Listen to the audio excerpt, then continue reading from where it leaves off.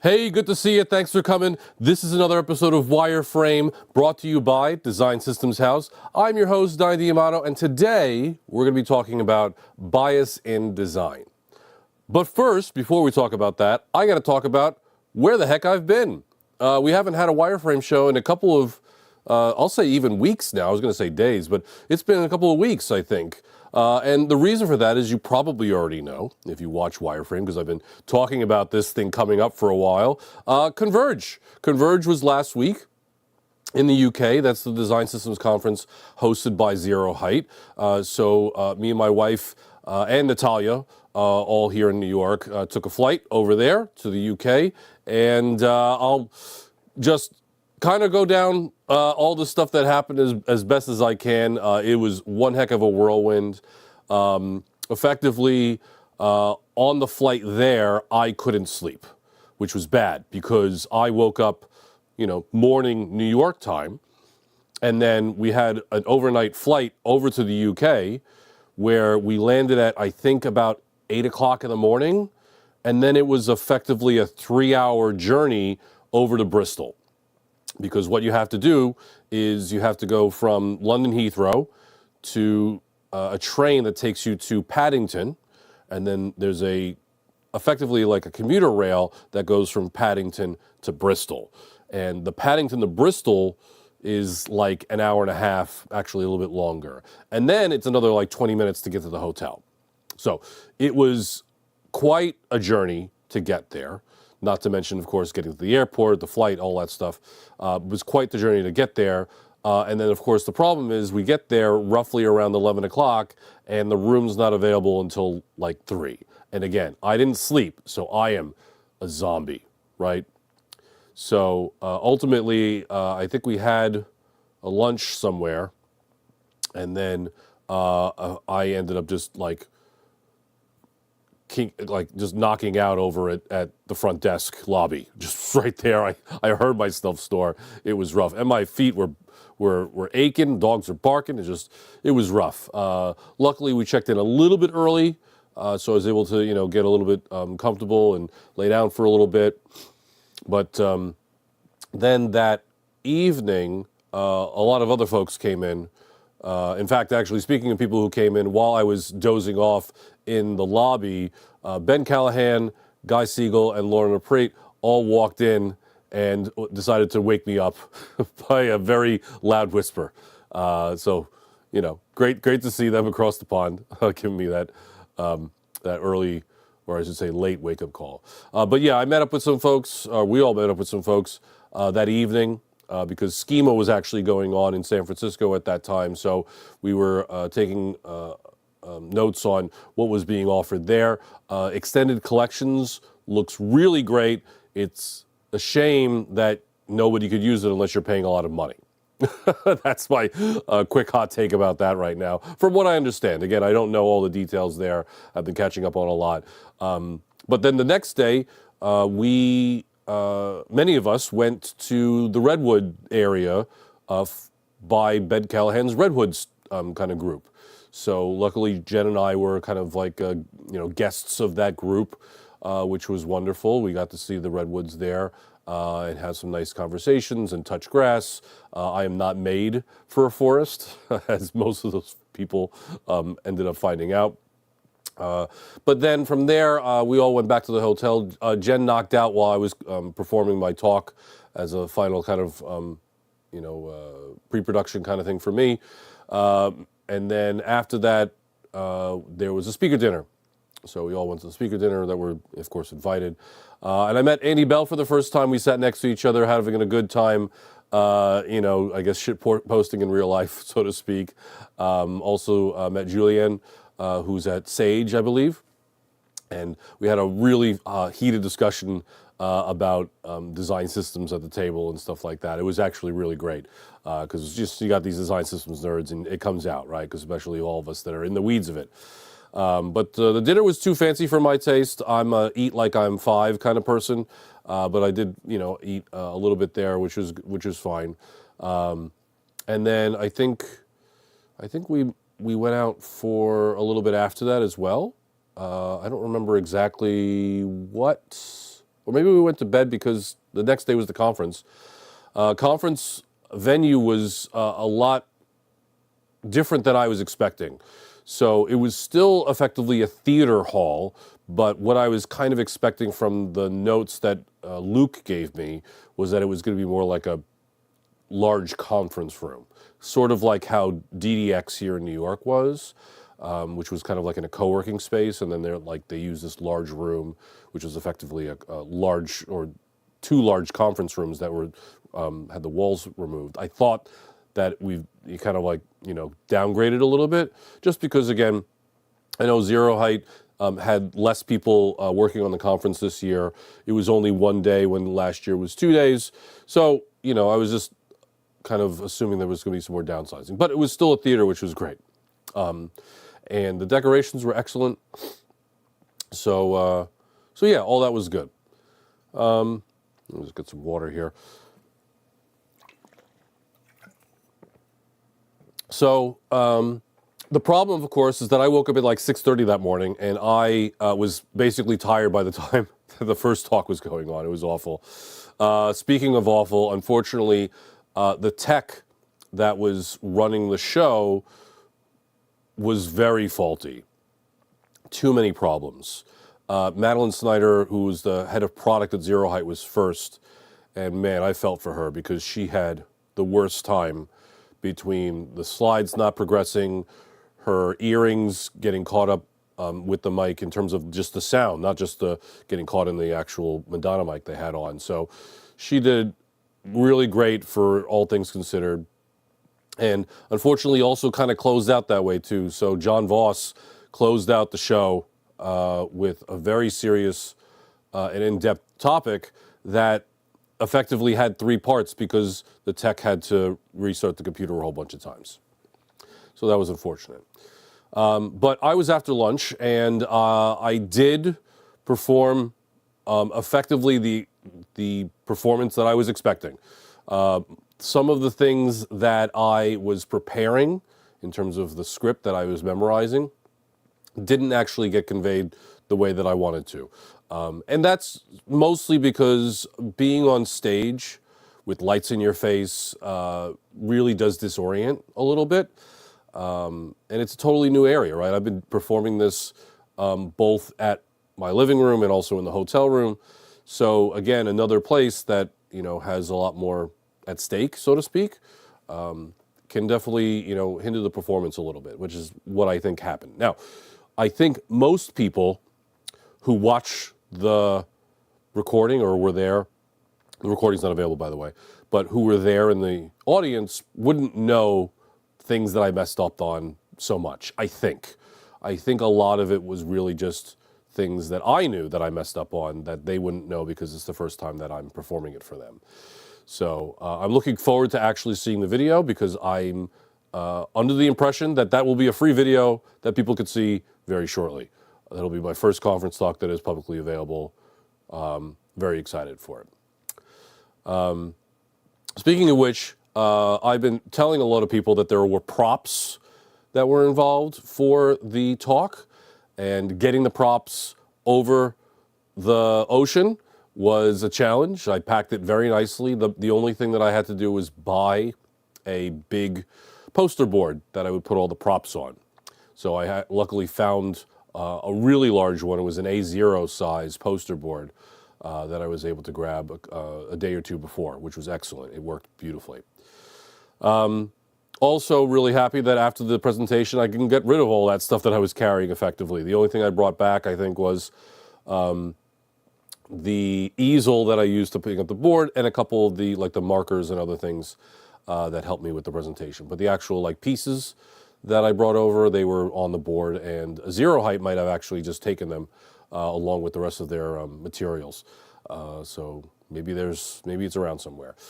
But yeah, after the conference, we all had the after party, and we got to chat with other people. And this is the thing that I was kind of expecting / unexpecting. When I did my conference talk at Clarity 2 years ago, which was where I introduced Misan Mode, I had tons of people come up and ask me questions about Misan Mode. Tons. So much so that I regretted leaving early to catch my flight that night. I really should have caught the flight the following day. I really should have. Because there were so many people who wanted to talk to me, and I literally had to catch a flight. It was awful. But the interest was really exciting, electrifying for me. Well, I was kind of hoping for the same thing now. I know that these are different talks, completely different talks. I didn't talk about Misan Mode as a focus for this talk. I did introduce it at the end of it.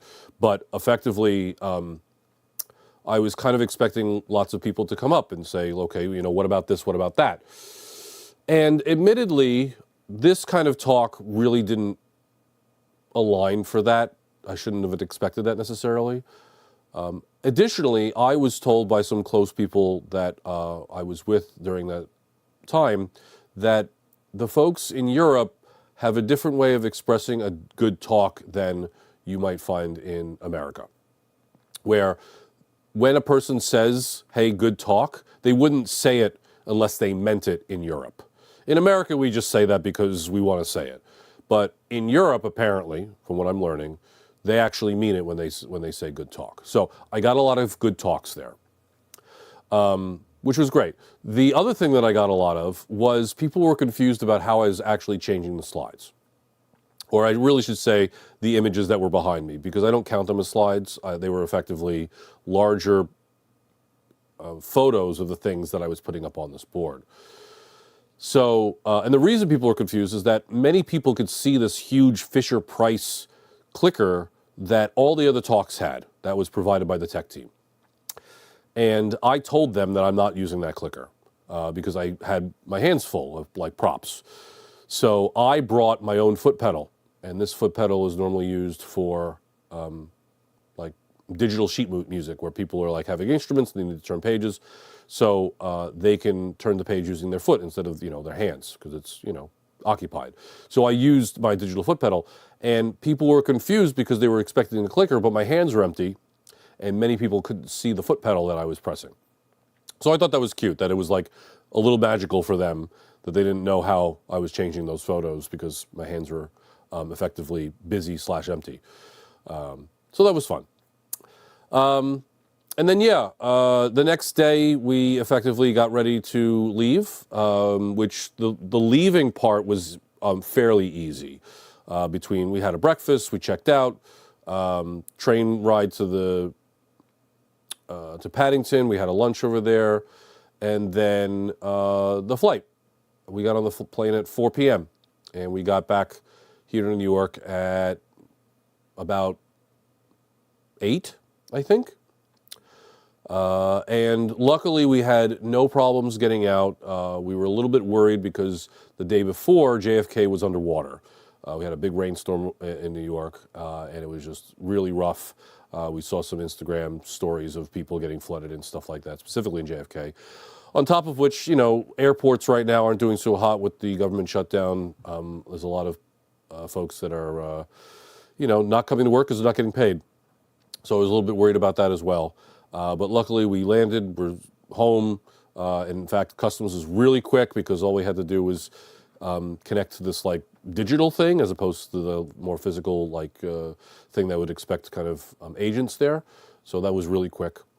And when we got home and settled and basically took the weekend to recuperate, at least I did. Jen ended up having a class the following day in Manhattan, so it was a little bit extra for her. But all in all, really great trip, and wonderful to meet lots of people that I've known from the internet. I'm going to shout out a couple of people that I spent a lot of time with. I'm going to shout out Elise Holiday. Apparently we spoke at Clarity and totally forgot that we did again. It was a whirlwind for me back then. So I'm sorry that I forgot that happened, but I'm glad that we got an opportunity to connect again. of course, and great job again on your talk. She spoke directly after Madeline. Shout out to Guy, of course. I was on his podcast, Design Downtime, I think last year or earlier this year. I'm a little bit fuzzy on that, but it was great to meet him. And of course, his talk was directly after that wonderful time there. Meeting Andy Bell. We had a great time chatting, obviously, at the dinner, and then actually after the after party. Loved his talk as well. Shout out to him. And all the great things that I see him doing online is also a lot of the reason why I'm inspired and really admire his work. Shout out to Louis. Louis from Figma, he did a talk literally a week before in terms of notice. They had someone drop out, and his talk, I was just like preaching. I was like, this was exactly what I'm talking about. Louis and I talk about tokens and modes and themes all the time, and he ended up presenting something that really, I think, supported what I'm talking about when it comes to Misan Mode. So hopefully people really enjoyed that and resonated with it. Who else was up there? Shout out to Bill. Bill was up there also. He was between Natalia and I.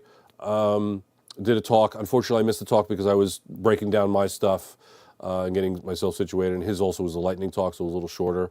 But shout out to him and the conversations we had actually between dinners and overnights. Obviously, shout out to Natalia. We spent a lot of time just traveling together and being together with Jen as well. Actually, Jen and Natalia spent a lot more time together than I did, which was great, because girl time is important, especially in this industry.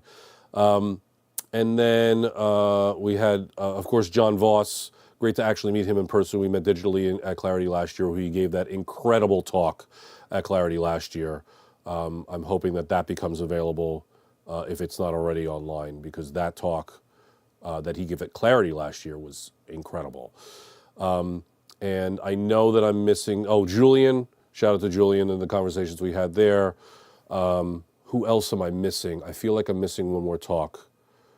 Oh, goodness. I hate when I'm missing people.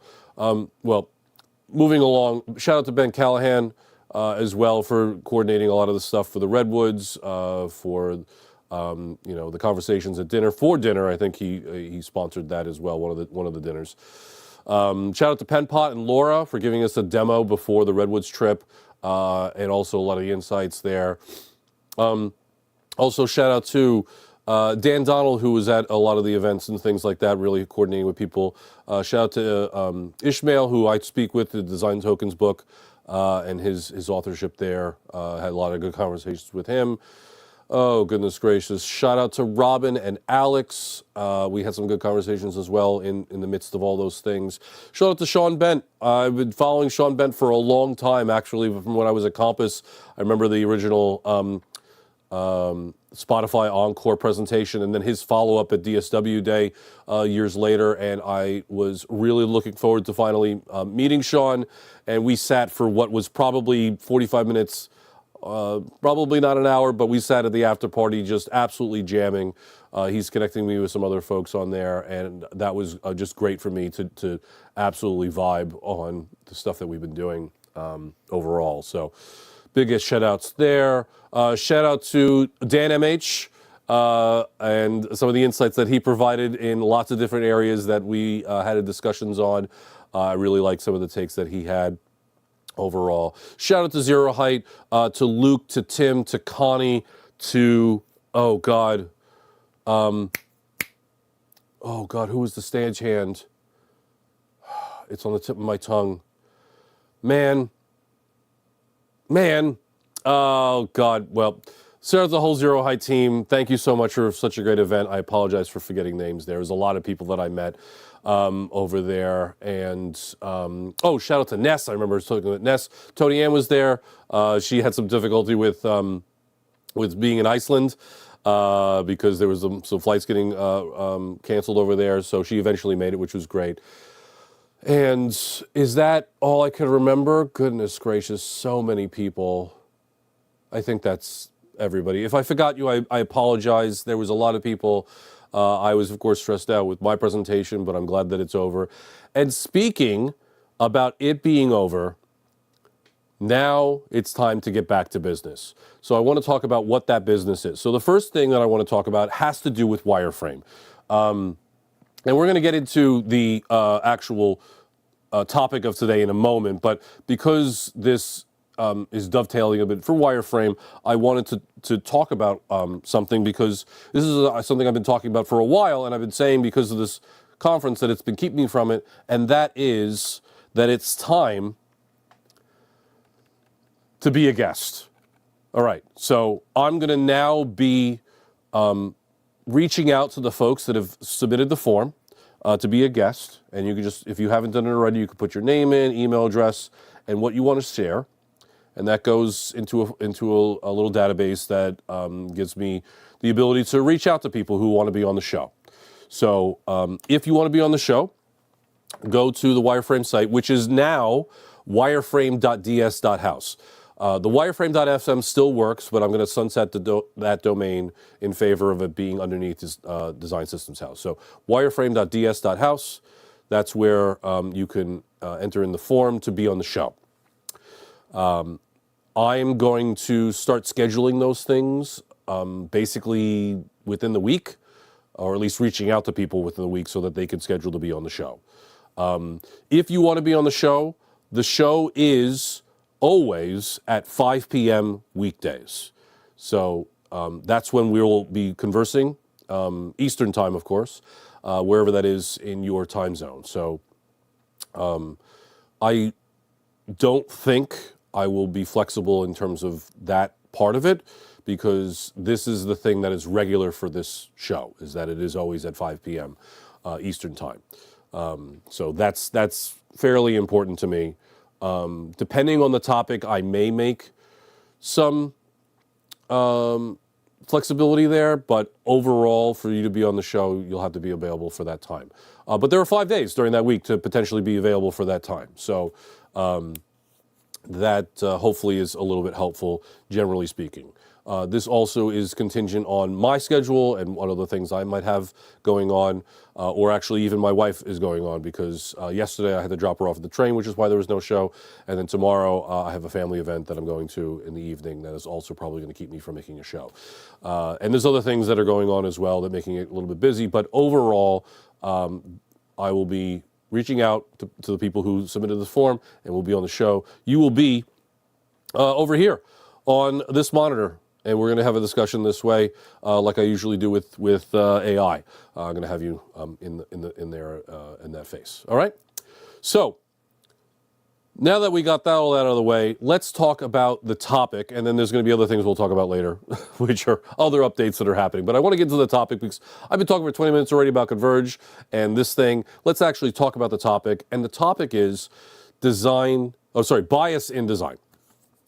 Now, the reason I'm talking about this topic is because this was the focus of my talk at Converge.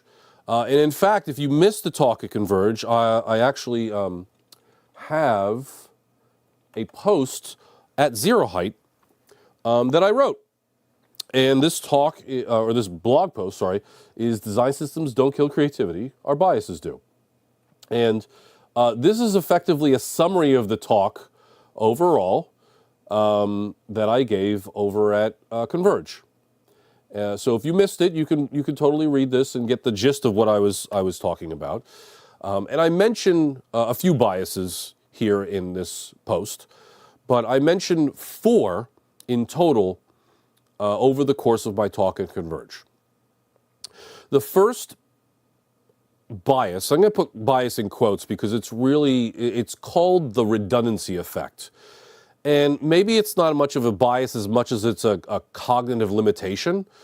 And what the redundancy effect is when a presentation is happening, and you're a part of that presentation, when that presentation is both giving you lots of information in lots of different ways, so basically giving you the same information in different kinds of medium at the same time.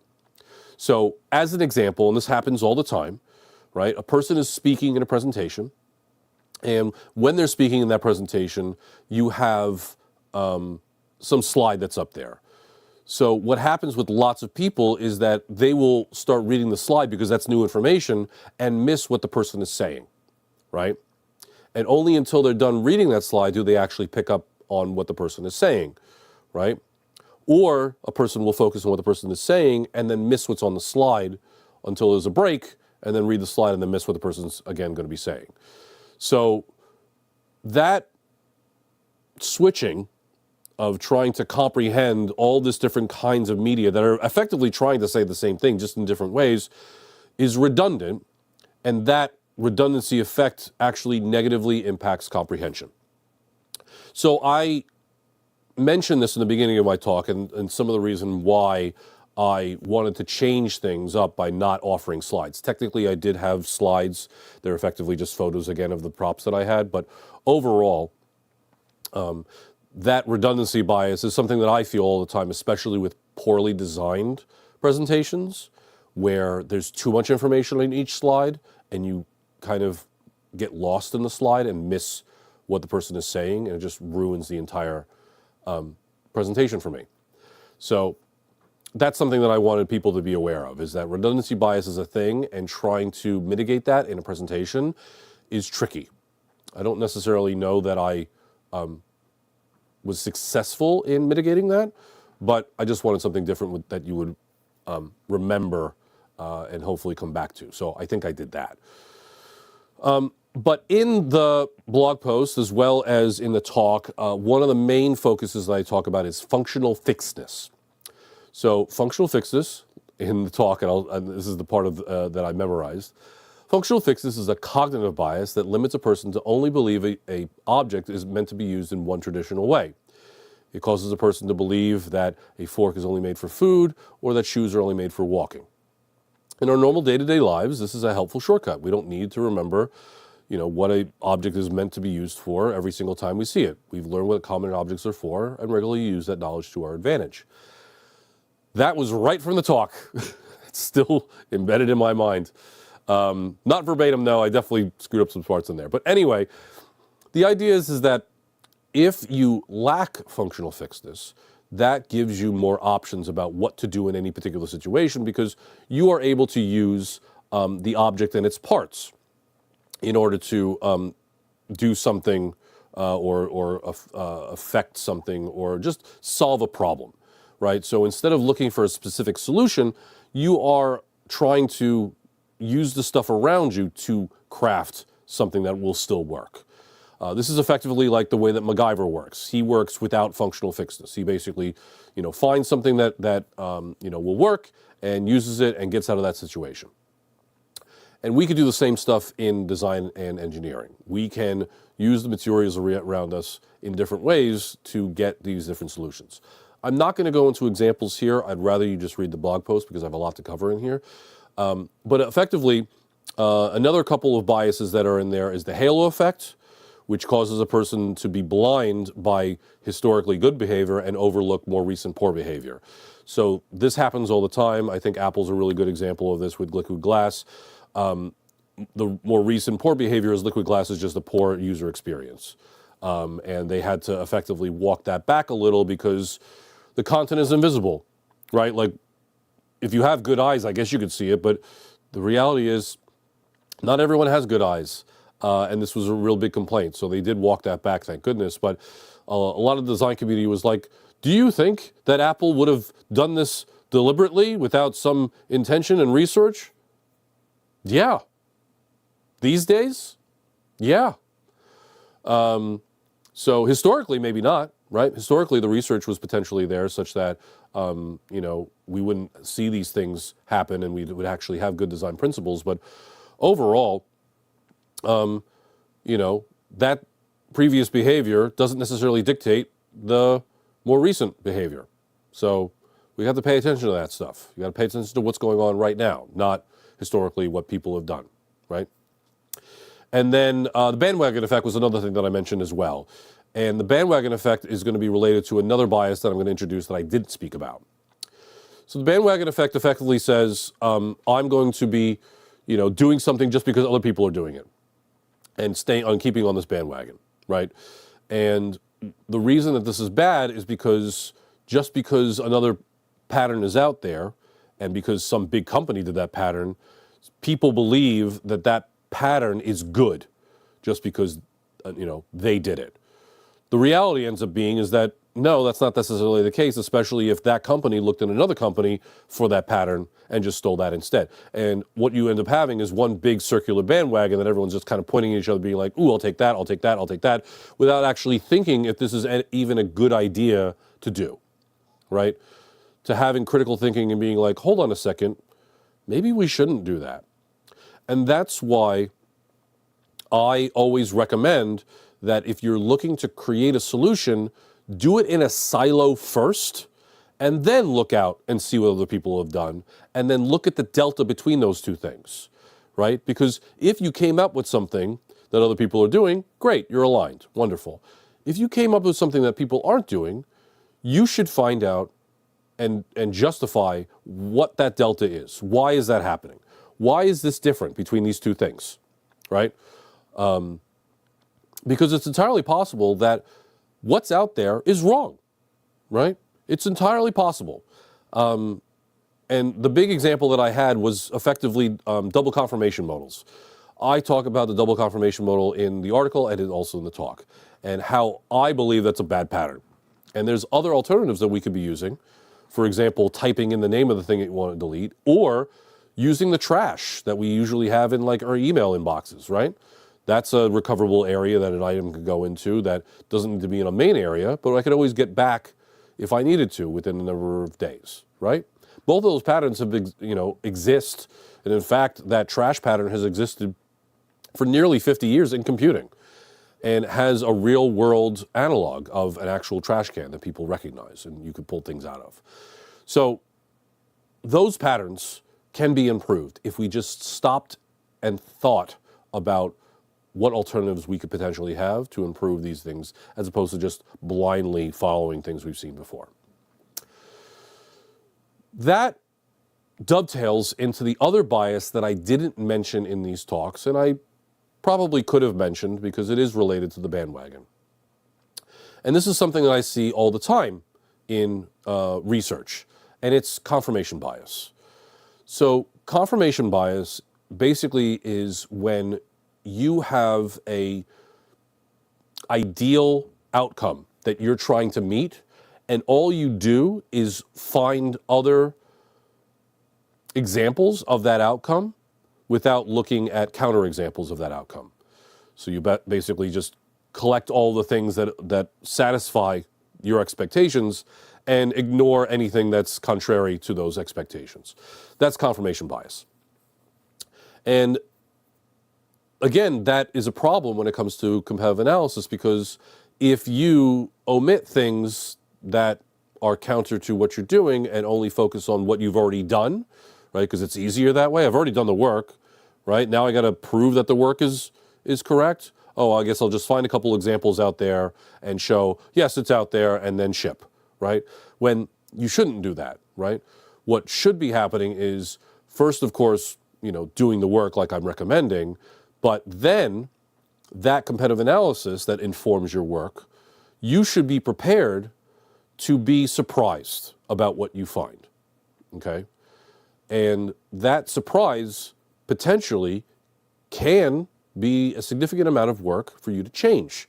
But again, you need to analyze the delta and that difference about what you find, okay? Just because you find things that align to what your expectations are, you should also question what things are out there that don't align to the expectations, right? And really understand and validate why those things are different, okay? That's going to be a lot more powerful than you just saying, oh, I found some other things that are similar and that satisfies me and move on, right? That's the stuff that I don't like. So really going ahead and looking at a full gamut and getting the full picture, that's going to make you more informed about things that you should do next. But before I ask you what you think, which of course you could go ahead and put in the comments down below, I'm going to, I'm going to ask AI, because of course I am. Because we have AI here, and we're going to go ahead and see what AI thinks about other cognitive biases in design. Okay, let's try. Hey, so I was speaking last week about different biases that exist in our design practice.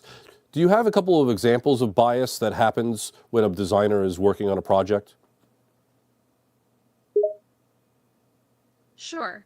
Here are a few examples of biases that can affect designers in their projects. Confirmation bias, the tendency to focus on information that confirms pre-existing beliefs and ideas while ignoring information that contradicts them. Anchoring bias, the tendency to rely too heavily on the first piece of information encountered when making decisions and not giving other information enough consideration. Availability heuristic, the tendency to estimate the likelihood of an event based on how easily examples come to mind rather than on actual probabilities. Okay, those were pretty good. Do you know anything about functional fixedness and how that might relate to product design?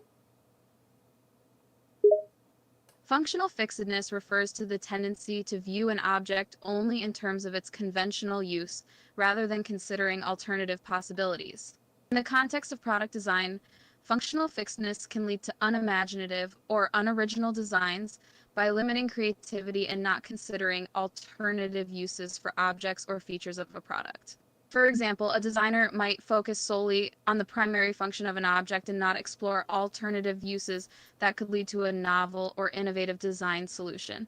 This could result in missed opportunities for design innovation.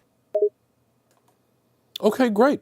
And then are there any other biases that might also be applicable that we haven't spoken about that you might be able to explain? Sure, here are a few other biases that could affect designers. Bandwagon effect, the tendency to follow popular opinions or trends even if there is alternative evidence. Bystander effect, the tendency for individuals to be less likely to help in emergency situations when others are present. Dunning-Kruger effect, the tendency for people with little knowledge or expertise in a domain to overestimate their competence in that domain. Okay, great. I think bystander effect is a little bit off the chain. Maybe that happens a little bit when you're in like a meeting and you need to like, I guess the word is like to contribute, right? And you're maybe thinking that other people are just going to do the work, so you step back. Maybe that's a bystander syndrome. Bystander syndrome happens a lot more when it comes to more emergency situations where you just think something else is going to go ahead and handle it when everyone thinks that someone else is going to handle it and nothing actually gets done. So might be relevant a little bit in tech, but overall those are good examples. I hope and some of them were the ones that I already mentioned, which is cool. But again, let me know some biases that you might know about in the comments below, and then maybe we'll talk about them, or maybe I'll make a post about some stuff, or heck, you could come on the show and we could talk about them right here. It could be a fun time. Right? So anyway, let's get into some other things that I wanted to talk about today, because there's some other stuff that's happening. The first thing that's happening that I guess I'll mention is that I updated the DS House website. I updated it in a whole bunch of different ways. Some of them look a little bit similar to the original site that was up literally hours ago, and some are significantly different. So let's take a look at it. So here's the new site, and actually I'm going to refresh the page because there is an animation that plays when you first load the page. Here it comes. Boom. I love that. Yeah. So basically I have effectively 60 design token representations that come from the top of the screen and like end up piling up over here. And then the tagline here says, do you have a pile instead of a plan? And the idea here is that Design System House will kind of give, what's it called, expertise in design systems, right? And that's what I'm trying to do, as well as, foster a community of design systems expertise and people who are interested in it, which you'll see in the bottom here. So the majority of the JavaScript that's running on the page is the thing that's basically managing this stuff. Matter.js is what's handling this animation here. Additionally, I also put in light and dark mode, so you could also have it as a dark mode kind of thing, which I thought was looking nice. but we're going to keep with the light mode for now. You also might notice that this looks a lot like what CSS reviews used to look like. I'm going to be sunsetting CSS reviews because the interest for that has basically reduced over time, especially with the introduction of AI. So a lot less people interested in assessing CSS skills, and a lot more people interested in assessing AI skills. So yeah, I'm going to sunset that. Luckily, I didn't go too far with that, so not a lot to do. But ultimately, this section here is very similar to what used to be there. It's actually even the same text, just different fonts. Here I have the research section. I used to have complementary space on here. I'm going to be sunsetting complementary space in favor of effectively updating Misan Mode to include the content from complementary space. And then gridless design is also here for right now as well. And that'll be underneath the Design Systems House kind of copyright, so to speak. And then I have community now. So what this used to be, I think, was development or projects or something like that. These are effectively things that I've done. So what used to be under here was CSS reviews used to be under here, and also design system events used to be under here. So those, as you can tell, they're no longer here. And let me explain a little bit of that right now. So I talked about CSS reviews already and why that's kind of being sunset. And I think that makes a lot of sense considering I never really advertised that much. I did advertise it a few years ago when I first launched it just to get some interest. And I think there was an email sign up for that for when it was going to come live. I don't think that's ever going to come live. But in the event that it does, then it'll be under some kind of other focus or name or something like that might happen, but I'm not confident in that project actually moving forward. Design system events. So, design system events was a project that I did with Josh Harwood, and also Jen did as well, so it's Design Systems House. But we did with Josh Harwood 2 years ago. And that came from where there was three different design system events all happening on the same day. And one of them I think was like maybe even DSW day, and then there was another one that was like in person. And it was all on the same day. Like there was two actually in the same hour. There was like a Figma event going on too. And it was just clear that we didn't have a space to know where events were happening when it came to design systems for us. So I had this idea of creating ds.events. Josh Harwood had design systems, I think, .events, or maybe designsystemevents.com or something like that. So we both had the idea, and I said, let's partner up on it. So we did. So Josh did a lot of the, overall like UX that we're expecting with a little bit of my influence because I didn't want it to be too complicated. So we worked together on that. Jen helped out a lot of the kind of visuals as well. So like the OG image and I think a lot of the typesetting I think she worked on as well. But overall, it was a joint effort by a whole bunch of people. Well, unfortunately, the .events domain is actually really expensive.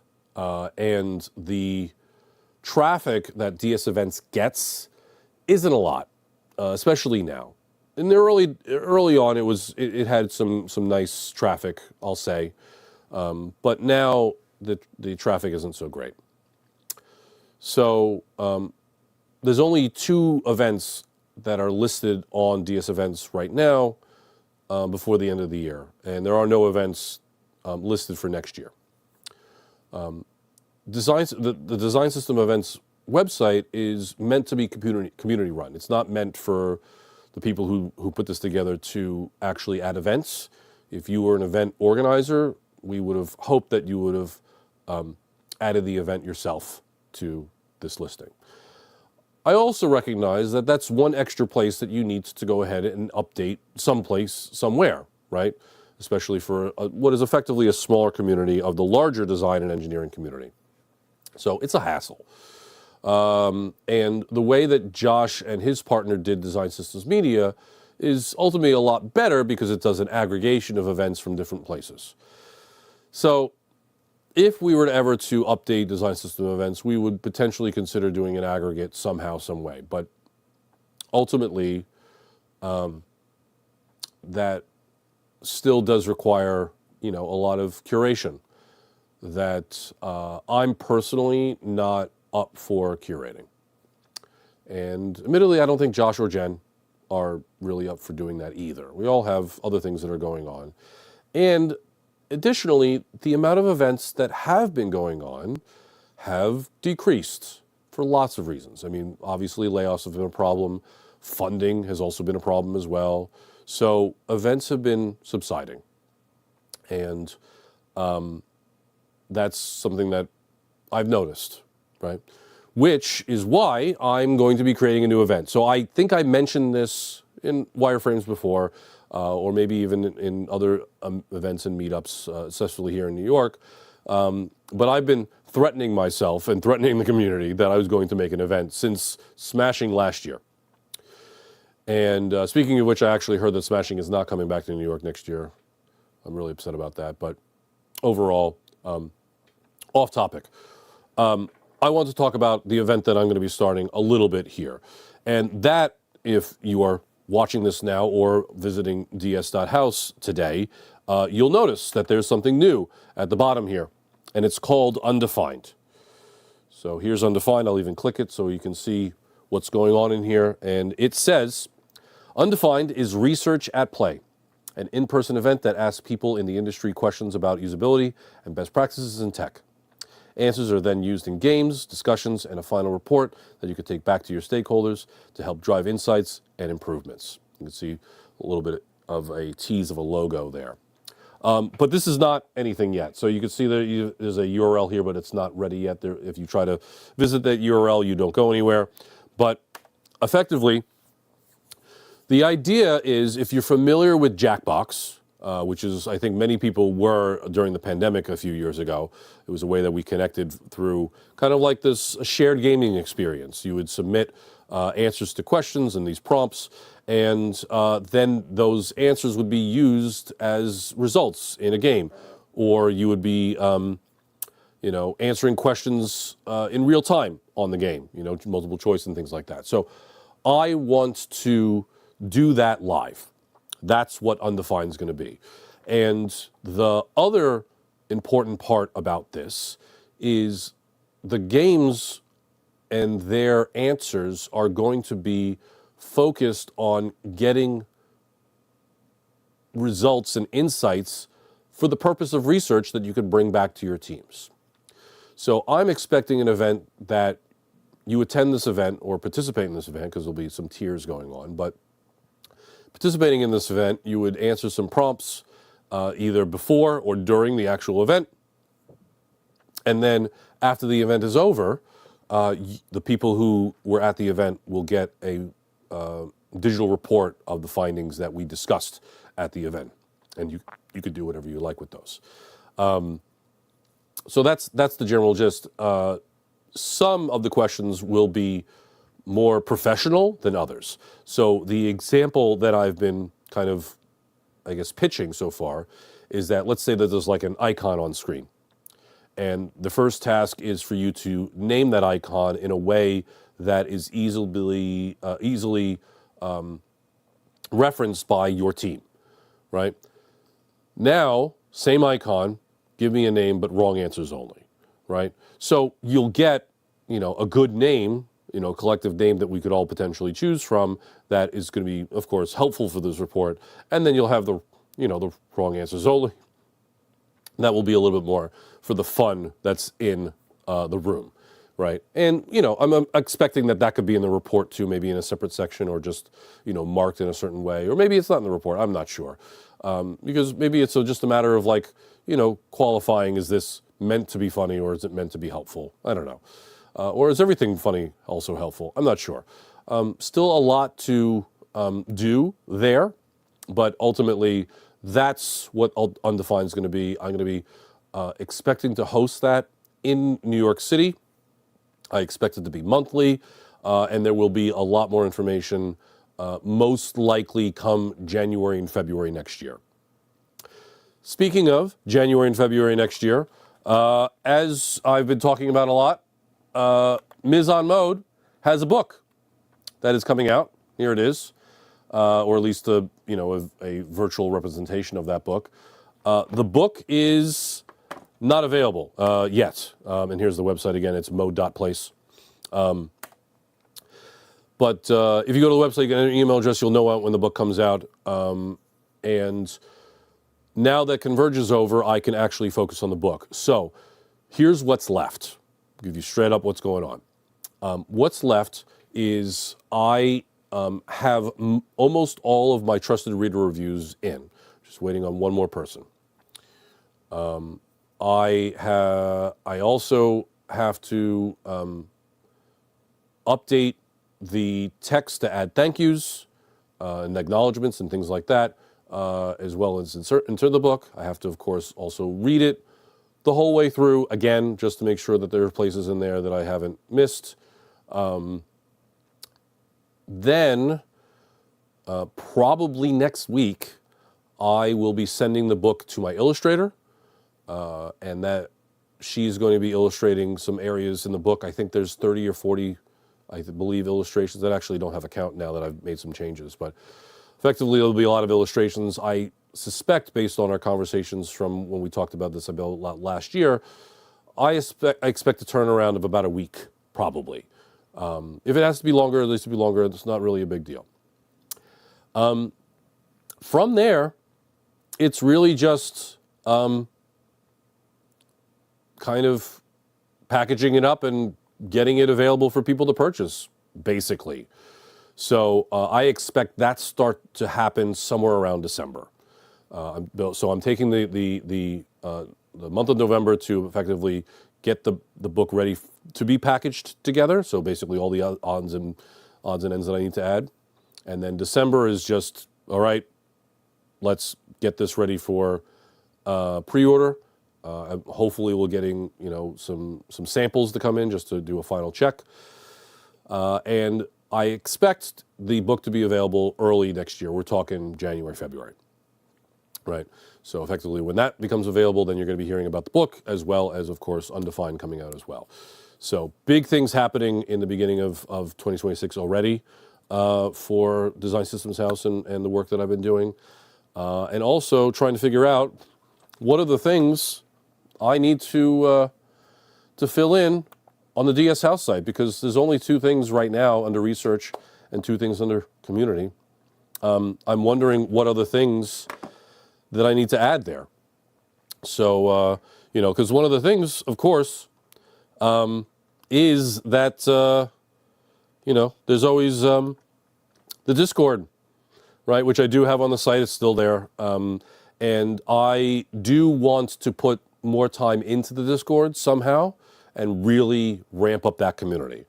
I'm thinking of, ways of people asking questions to the guests that will be on to Wireframe, right? Or people that are able to provide things that they want to be researching on Undefined, right? And overall, another avenue where people could reach out about things that are happening in Design Systems House, and even, asking about how Design Systems House can help consult, your projects, because that's another thing that, I have to be a little bit more focused on for the company as well.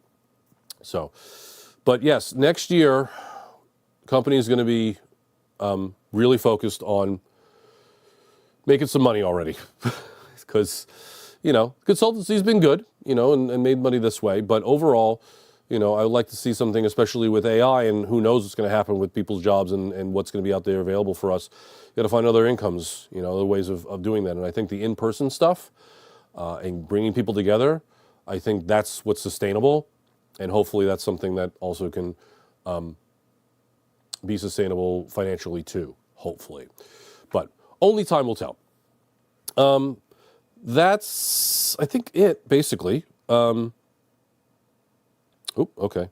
I gotta see, I'm missing, the key is there. There we go. Okay, we're back. Sorry about all that. Hitting the wrong buttons here. So yeah, that's basically everything I think I had to talk about, because again, there was a lot of updates here. It's been almost an hour of me talking, goodness gracious. But a lot of course, has happened, right? We had Converge that happened. We talked about all the different kinds of biases that are in design, the update for DS House and all the other properties that are related to it. I just want to make sure there's something more. Oh, one more thing before I go. It's right here. Right here. In New York next week, there is the Design System Meetup. This is called Design System Assembly. It's being hosted by One North this time. And you have a couple of people that you might know. Doug DeMarco, who has been basically coordinating a lot of the design engineering events here in New York City. Dominic over at Storybook, that I know, that you probably know. He's the founder over at Chromatic. Natalie, Natalia, oh my God. I do that more often than I care to admit. Natalia, I'm so sorry, Natalia. Natalia will be there on the panel as well. Adekunle will be there, who I also know, who was also on the panel last week as well, or not last week, but the last session as well. But I don't know the other folks. I'll meet them, of course, at the event. If you are a designer or engineer or love both of those things, come to the event next week. It should be on Wednesday, I think, next week. I think that's what it is. And you can go and find the link for that at nycdesign.events. That's Hang's Notion calendar. And there's a link to submit in there. There's only a few spots left, so you should run and go grab that. Okay, I've had enough. I think you've had enough. Oh, God, last thing. There's a TikTok account now. I think I was speaking with somebody about TikTok, and I was like, I've been making these shorts. TikTok is a big deal. Maybe I need to make these things for TikTok. So, yes, we have a TikTok account. It is at the bottom of the DS House footer if you want to follow or whatever. All you're going to be seeing there is the same stuff that you would have seen on LinkedIn and Instagram and YouTube shorts that I've been posting already. It's just another platform. And maybe get some other people in here. So that would be cool. But anyway, that's enough. So much things. Maybe I should have waited for another day to do Wireframe. But I don't know when I'm going to do Wireframe. It's so busy. Anyway, hope this has been good for you. And I'll see you in the next one. Take care. Be nice in the play nice in the comments. That's what I used to say. I need to get an outro at some point too. God, so many things to do. Anyway, thanks for showing up. I'll see you next time. Bye.